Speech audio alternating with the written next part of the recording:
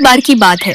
सुखपुर नाम के एक गांव में रमेश, उसकी पत्नी गुड़िया और उनकी 8 साल की बेटी रहते थे। ये तीनों एक छोटी सी मिट्टी से बनी झोपड़ी में अपना गुजारा करते थे। सुखपुर गांव थोड़ा अजीब था। गर्मियों में ऐसी तपती गर्मी पड़ती थी जैसे सूरज ने जमीन के इतने करीब आकर बस इस गांव को ही जलाने की कसम खा ली हो। रमेश दिन भर खेतों में मजदूरी करता था, लेकिन इस बार तो हाल और भी खराब था। गांव के तालाब सूख गए थे, खेतों में पानी नहीं था और काम भी मिलना मुश्किल हो गया था। झोपड़ी के अंदर भी ऐसी गर्मी थी जैसे तंदूर में बैठ गए हों। गुड़िया दिन भर अपनी छोटी सी बेटी चुटकी को पानी पिलाने और छाया ढूंढने में लगी रहती थी, पर छाया का एक टुकड़ा भी गांव में मुश्किल से मिलता था। चुटकी रोज दिन में रोती, माँ, मुझे बहुत गर्मी लग रही है, बहुत ज्यादा प्यास भी लग रही है। अभी तो थोड़ा सा पानी पिया था, लेकिन अब फिर से गला सूख गया। माँ, मुझे और पानी चाहिए। बेटी, मुझे माफ कर दे, तेरी प्यास बुझाने को मेरे पास पानी नहीं है। माँ होकर भी तुझसे कह रही हूँ कि थोड़ा सब्र कर ले मेरी जान। ये दिन भी कट जाएंगे, देखना कभी ना कभी तो बादल बरसेंगे, हमारे घड़े भी भरेंगे। पास के कुएं का पानी भी दिन भर में उबलने लगता था। एक दिन रमेश हाथ में एक छोटा सा मटका लेकर निकला। सोचा किसी तरह दूर के जंगल के पास से थोड़ा ठंडा पानी ले आएगा। जंगल के रास्ते में कांटे और पत्थर थे, पैर जल रहे थे, लेकिन सोच रहा था छुटकी के लिए कुछ तो करना ही पड़ेगा। रास्ते में उसे लोगों से भी भीख मांगनी पड़ी। कुछ लोगों ने हंसी उड़ाई, कुछ ने अनजान बन गए। भाई साहब, क्या आप थोड़ी देर के लिए मेरी मदद कर सकते हैं? मेरी छोटी सी बेटी बहुत प्यासी है और मेरी पत्नी भी घर पर पानी के लिए तरस रही है। अगर आप थोड़ा सा पानी दे सकें तो हम बहुत आभारी होंगे। आपके इस छोटे से मदद से हमें बड़ी राहत मिलेगी। भाई, आपकी बात सुनकर दिल दुखा, लेकिन मैं सच कहूं तो हमारे घर में भी पानी की बहुत कमी है। खुद के लिए भी मुश्किल से इंतजाम हो पा रहा है। काश मैं आपकी मदद कर पाता, लेकिन इस वक्त माफ कीजिए, मैं पानी नहीं दे सकता। शाम के वक्त जब रमेश खाली हाथ वापस आया तो गुड़िया की आंखों में आंसू आ गए। उसने नाराजगी में कहा, तुमसे तो कुछ नहीं होता, मैं ही कुछ करती हूँ। अगली सुबह गुड़िया अपनी बेटी को गोदी में उठाकर निकल पड़ी। गांव के मुखिया के घर गई, जहाँ ठंडे पानी का बड़ा मटका रखा था। मुखिया की पत्नी ने उन्हें देखा मेम और साहब, ताने मारते मेरी हुए बेटी बोली, बहुत प्यासी है और हमारे घर में एक बूंद पानी भी नहीं है। बहुत देर से धूप में भटकते हुए आपके दरवाजे तक आई हूँ, बस एक उम्मीद लेकर। अगर आप थोड़ा सा भी पानी दे सकें तो आप पर बहुत बड़ा उपकार होगा। मेरी बच्ची की प्यास बुझ जाएगी। तुम लोगों का भी कोई ठिकाना नहीं, रोज कोई ना कोई मांगने आ जाता है। क्या मेरे घर में पानी का पाइप अलग से लगा है? यहाँ भी मुश्किल से काम चल रहा है। जाओ और कहीं और से मांगो, हर वक्त मदद नहीं की जा सकती। गुड़िया चुपचाप बर्दाश्त करती रही। उसने हाथ जोड़कर पानी मांगा तो एक मटके का आधा पानी दे दिया गया, वो भी साफ नहीं था। फिर भी गुड़िया ने चुपचाप वो पानी उठाया और घर लाई। छुटकी की प्यासी आंखों में चमक आई। गुड़िया और रमेश दोनों ने अपने होठ सुखाकर सिर्फ बेटी को पानी पिलाया। अगले कुछ दिनों तक ऐसा ही चला। कभी जंगल जाकर थोड़ा ठंडी हवा ढूंढते, कभी कुएं के पास बैठते। एक दिन चुटकी ने अपनी माँ से पूछा, माँ, हमारे घर छोटा सा पेड़ क्यों नहीं है जिसमें छाया हो? गुड़िया चुप हो गई, लेकिन उसी रात रमेश और गुड़िया ने फैसला किया, कुछ भी हो एक पेड़ उगाएंगे। पानी की तंगी के बावजूद अपने ही हाथों से मिट्टी खोदकर एक नीम का बीज बोया। रोज सुबह सुबह अपनी खुद की प्यास से पहले वो बीज को पानी देते। छुटकी भी छोटी सी लोटी लेकर आती थी। 3 महीने बीत गए। गांव के लोग हंस रहे थे। अरे देखो तो सही, भला कोई इतनी गर्मी में पेड़ भी उगाता है क्या? खुद के पीने के लिए पानी नहीं है और चले हैं पेड़ पालने। तुम्हें मालूम भी है एक पेड़ को कितना पानी चाहिए होता है। चुपचाप जाओ और अपना काम देखो। हमें क्या करना है करेंगे, और सुनो, बाद में हमारे पास पानी मांगने मत आना। मुझे पता है कि गर्मी बहुत है और पानी की कमी भी सबको झेलनी पड़ रही है, लेकिन पेड़ तो सहारा है। अगर आज हमने एक पेड़ भी पाल लिया तो कल वही हमें छाया देगा, हवा देगा और शायद पानी भी लौटाएगा। मैं मदद मांगने नहीं आऊंगी, बस चाहती हूँ कि आप समझें, हम जो बोएंगे वही तो कल काटेंगे। लेकिन धीरे धीरे एक छोटा सा हरा पत्ता मिट्टी से झांका। छुटकी की खुशी देखने लायक थी। जैसे एक छोटी सी दुनिया उसकी आंखों में बस गई हो। माँ जल्दी बाहर आओ ना, देखो हमारा पेड़ अंकुर निकाल रहा है। सच में माँ, वो मिट्टी से ऊपर आ गया है, जल्दी चलो, तुम्हें दिखाना है। अरे वाह बेटा, सच में पेड़ तो बाहर आ ही गया। देखो ना, तुम्हारी मेहनत रंग ला रही है। याद रखना, एक दिन यही छोटा सा पौधा बड़ा होकर एक घना पेड़ बनेगा और पूरे गांव को ठंडी छांव देगा। समय के साथ वो नीम का पेड़ बड़ा होने लगा। उसकी छाया में जब चुटकी बैठती तो गुड़िया और रमेश का जीवन सफल लगने लगता। पेड़ के नीचे बेटी की हंसी गूंजती थी और उस हंसी में उन दोनों का सारा दुख छुप जाता था। गांव में दिन ब दिन गर्मी और बढ़ती गई। एक दिन इतनी तेज लू चलने लगी कि पूरे गांव में सब कुछ जैसे सूख गया हो। पेड़ के पत्ते सूखने लगे। नीम का छोटा सा पेड़ जिस पर रमेश, गुड़िया और छुटकी ने अपनी उम्मीद लगाई थी, उसका रंग भी हल्का पड़ने लगा। रमेश और गुड़िया का दिल घबरा गया। गुड़िया रात को आंसू बहाकर बोलती, काश हमारे पास और पानी होता। काश हम चुटकी के उस छोटे से सपने को बचा पाते, उसके उस नन्हे से पेड़ को। मुझे बहुत बुरा लग रहा है उसके लिए। उसने कितनी उम्मीद से उसे बोया था। रोज सुबह उठकर सबसे पहले उसी को पानी देने जाती थी। आज मैं उसकी मासूम आंखों में वो खालीपन नहीं देख पा रही। तुम फिक्र मत करो, मैं छुटकी के सपने को टूटने नहीं दूंगा। चाहे जैसे भी हो, मैं पानी लेकर आऊंगा, बहुत सारा पानी, और हर एक बूंद उस पेड़ पर डालूंगा जिसे छुटकी ने इतने प्यार से बोया था। देखना बेटा, तुम्हारा पेड़ फिर से हरा भरा हो जाएगा, बिल्कुल पहले जैसा। अगली सुबह बिना किसी से कुछ कहे रमेश एक पुराना टूटा हुआ मटका उठाकर निकल गया। जंगल के पार एक पुराना तालाब था जिसमें अब भी थोड़ा पानी बचा था। लोग कहते थे वहां जाने वाले अक्सर बेहाल हो जाते हैं क्योंकि रास्ता सुनसान था और जंगली जानवर भी मिल सकते थे। लेकिन रमेश डर के आगे हार नहीं माना। धूप ऐसी थी जैसे अंगारे बरस रहे हों, पैरों में छाले पड़ गए, लेकिन रमेश चलता रहा सिर्फ अपनी छोटी सी दुनिया, छुटकी और उस छोटे से नीम के पेड़ के लिए। कई घंटे बाद जब रमेश वहां पहुंचा तो देखा तालाब का पानी बहुत कम था और मिट्टी से भरा हुआ था। इस तालाब में तो बहुत ही कम पानी है और वो भी कीचड़ से भरा हुआ। चलो कोई बात नहीं, जितना है उतना ही सही। आखिर मैं इतनी दूर क्यों आया था?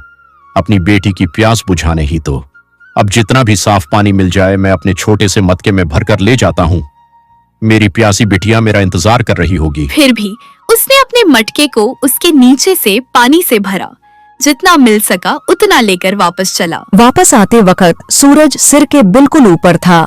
रमेश गिरते पड़ते घर पहुंचा। उसका चेहरा सूरज की तपिश से लाल पड़ गया था। होंठ सूख गए थे, पैरों से खून निकल रहा था। गुड़िया उसे देखकर रो पड़ी, पर बिना कुछ कहे रमेश ने वो पानी नीम के पेड़ के पास डाला और बचे कुछ पानी से अपनी बेटी चुटकी को एक घूंट पिलाया। उस दिन नीम के पत्ते फिर से हल्की सी हरियाली दिखाने लगे। उस दिन चुटकी माँ बाप के पास बैठकर बोली, मैं बड़ी होकर डॉक्टर बनूंगी।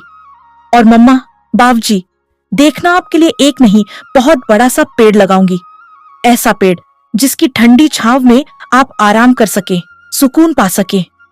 और सिर्फ आपके लिए नहीं, पूरे गांव के लिए भी पेड़ लगाऊंगी। इतने सारे पेड़ कि कोई भी गर्मी से तड़पे नहीं, हर कोई उस छांव में बैठकर चैन की सांस ले सके। मैं चाहती हूं कि जिस तरह मुझे प्यास लगी थी वैसी प्यास किसी और को कभी ना लगे। मेरा सपना सिर्फ मेरा नहीं होगा, पूरे गांव की ठंडी छांव बन जाएगा। हाँ बेटा, तू जरूर डॉक्टर बनेगी और बहुत तरक्की करेगी। तेरी मेहनत, तेरे सपने एक दिन जरूर पूरे होंगे। लेकिन सिर्फ तरक्की ही नहीं, जो बात सबसे ज्यादा खुशी देगी वो ये होगी कि तू अपने गांव के लिए कुछ ऐसा करेगी जिसे लोग सालों तक याद रखेंगे। तू जब पेड़ लगाएगी, जब किसी की मदद करेगी, तो पूरा गांव खुश होगा। मुझे पूरा यकीन है बेटा, तू सिर्फ मेरी नहीं, पूरे गांव की बेटी बनेगी। रमेश और गुड़िया एक दूसरे को देखकर मुस्कुरा दिए। उनकी थकान, उनका दुख, उनकी प्यास, सब कुछ छुटकी के सपने में छुप गया था। दिन बीतते गए, पेड़ अब बड़ा होने लगा, उसकी ठंडी छाया मिलने लगी। गांव के लोग जो पहले हंसते थे अब वहां आकर बैठने लगे। तुम्हारी बेटी ने तो सच में कमाल कर दिखाया है। जो पेड़ उसने लगाया था वो अब इतना बड़ा और घना हो गया है कि उसकी छांव में पूरा परिवार क्या, पूरा गांव को भी आराम से बैठ सकता है। कितना ठंडा सुकून देने वाला एहसास होता है। यहाँ आखिरत आज जो भी इस पेड़ के नीचे बैठता है वो चुटकी को दिल से दुआ देता है। सच कहें तो शुरुआत में हम सबने उसका मजाक उड़ाया था। किसी ने कहा इतनी गर्मी में पेड़ उगाएगी, किसी ने हंसकर टाल दिया था। लेकिन आज वही पेड़ हमें सिखा गया कि छोटे छोटे कदम बड़े बदलाव ला सकते हैं। चुटकी ने हमें दिखा दिया कि एक बच्चा भी अगर चाहे तो पूरे गांव के लिए छाहू बन सकता है। हाँ, ये बिल्कुल सच है। मेरी बेटी बहुत समझदार निकली। जब उसने मुझसे जिद की थी कि पापा हमें पेड़ लगाना चाहिए, तो मैं पहले थोड़ा गुस्सा था। सोचा था ये भी बस बच्चों की एक नई जिद है। लेकिन जब मैंने उसकी आंखों में वो सच्चा जज्बा देखा, वो चाह देखी कि वो कुछ अच्छा करना चाहती है, तब मैंने उसकी बात मान ली। और आज मैं खुद को बहुत भाग्यशाली मानता हूँ कि मैंने अपनी बेटी की बात सुनी। उसने सिर्फ पेड़ नहीं लगाया, उसने उम्मीद लगाई थी और आज वो उम्मीद फल फूल रही है। कुछ बच्चे उस पेड़ के नीचे खेलते, कुछ बुजुर्ग बैठकर गप्प लगाते। बाबा देखो ना, हमारा पेड़ अब कितना बड़ा हो गया है। जब मैंने इसे लगाया था ना, तब ये बस एक छोटा सा बीज था। किसी को भरोसा नहीं था कि ये उगेगा भी या नहीं, लेकिन मुझे यकीन था। मैं हर रोज इसे पानी देती थी, इसके पास बैठकर इससे बात करती थी जैसे ये मेरा अपना दोस्त हो। कभी तेज धूप होती थी तो मैं इसके ऊपर पत्तियों से छाया करती थी। बारिश में डरती थी कि कहीं ज्यादा पानी से खराब न हो जाए। लेकिन बाबा आज देखो, वही छोटा सा बीज अब बड़ा पेड़ बन गया है। इसकी छांव में अब लोग बैठते हैं, आराम करते हैं, बच्चे इसके नीचे खेलते हैं, बूढ़े लोग इसकी ठंडी छांव में चैन की सांस लेते हैं। मुझे बहुत अच्छा लगता है ये देखकर, और सबसे ज्यादा इस बात की खुशी है कि ये पेड़ अब सिर्फ मेरा नहीं रहा, अब ये पूरे गांव का है। बिल्कुल बेटा, तूने जो कर दिखाया है वो कोई छोटा काम नहीं है। तूने जिस प्यार और जिम्मेदारी से उस नन्हे से बीज की देखभाल की, वही अब एक घना पेड़ बन गया है, और वो भी ऐसा पेड़ जो सबको सुकून देता है। मैंने तुझमें हमेशा कुछ खास देखा है। तेरे अंदर जो समझ है, जो अपनापन है, वो बहुत कम लोगों में होता है। मुझे बहुत गर्व है कि तू मेरी बेटी है, और जब तू कहती है कि तू ऐसे बहुत सारे पेड़ लगाएगी, तो मुझे यकीन हो जाता है कि हमारे गांव का भविष्य कितना खूबसूरत होने वाला है। तेरे हाथों में सिर्फ उम्मीद नहीं है, एक नई सुबह की रोशनी है। तेरा सपना अब मेरा भी सपना है, और मैं हमेशा तेरे साथ रहूंगा। चल बेटा, मिलकर और पेड़ लगा। उस दिन सुखपुर गांव में सबसे पहली बार लोगों ने ठंडी हवा को महसूस किया था, और उस हवा में था रमेश के मेहनत का पसीना, गुड़िया के आंसू का नमक और चुटकी के सपनों की मिठास। महीने बीते, नीम का पेड़ बढ़ता गया और उसकी छाया में रमेश, गुड़िया और चुटकी की छोटी सी दुनिया खिलती गई। चुटकी ने जब 9 साल की उम्र पार की तो गांव में एक छोटी सी पाठशाला खुल गई थी।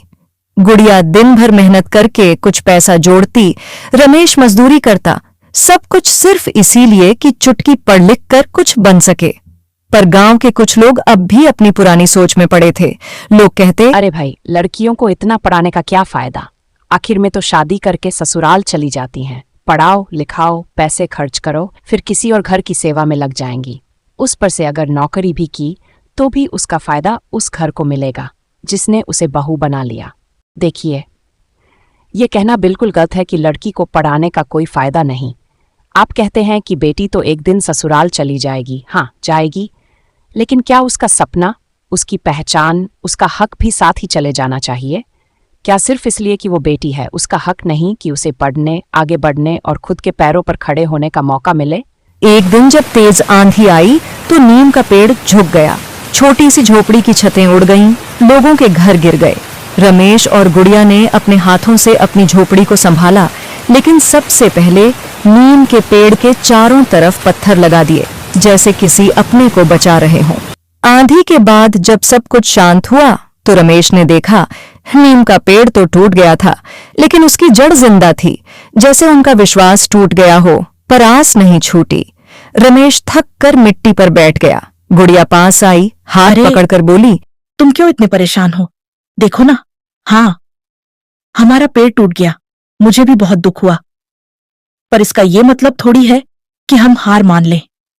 पेड़ टूट गया तो क्या हुआ, हम फिर से एक नया पेड़ लगाएंगे, और इस बार पहले से ज्यादा प्यार से, ज्यादा ध्यान से उसकी देखभाल करेंगे।